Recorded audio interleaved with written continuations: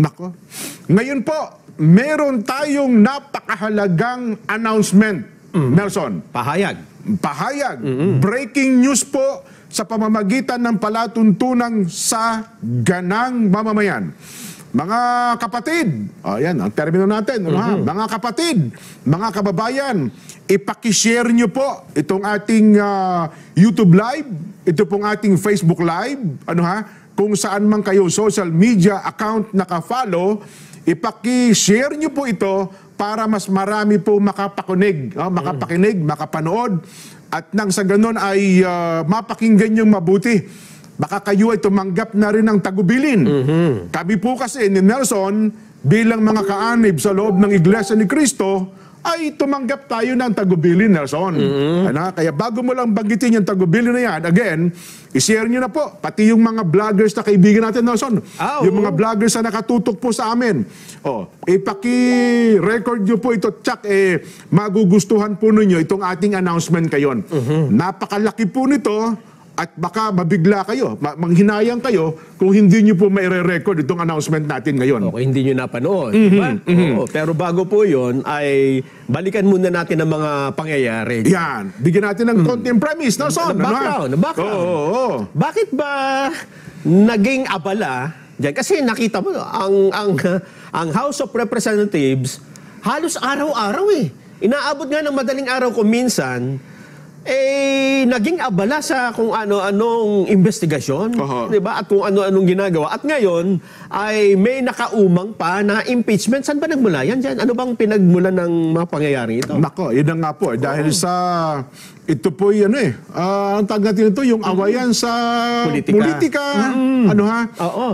Yun hong mga issue na ibinabato sa pangalawang Pangulo, dahil daw po sa ganito, sa ganyan, hindi na natin muna talakayin sapagkat alam naman yun ng ating mga kababayan.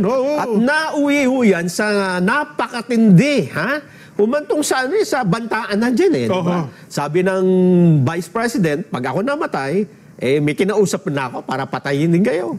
Sabi naman ng Pangulo, hindi namin palalagpasin yan, yung mga ganyan. Sa pamamagitan din ng mga mamamayan, nanawagan di ba? Sa ating Vox Populi, na dapat, hindi ganyan, di ba? Dapat sa inyong dalawa, bilang leader ng bansang ito, hindi nag-aaway, dapat mayroong magpakumbaba. May mauna. At doon nga ho sa ating Vox Populi, kayo ho ang nagsabi, mga mamamayan Majority sa inyo nagsabi, ang dapat na manguna dyan para matigil na yung gulo ay ang Pangulong Bongbong Marcos. Ito na po. Kami po ni Nelson tumanggap po ng bilin bilang mga kaanib po sa Iglesia ni Cristo at sa atin hong mga kababayan.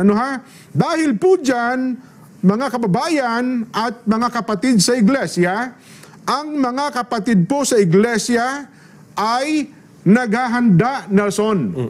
Ulitin ko po ang mga kapatid po sa Iglesia ay naghahanda na magsagawa po ng rally. Magsagawa po ng rally upang ipahayag sa lahat ng mga kinauukulan na ang Iglesia ni Cristo ay pabor. Pabor po sa opinyon ng Pangulong Bongbong Marcos na hindi sumang-ayon sa isinusulong ng ilang sektor na impeachment dahil maraming problema ang ating bansa na dapat pong unahin ng ating pamahalaan.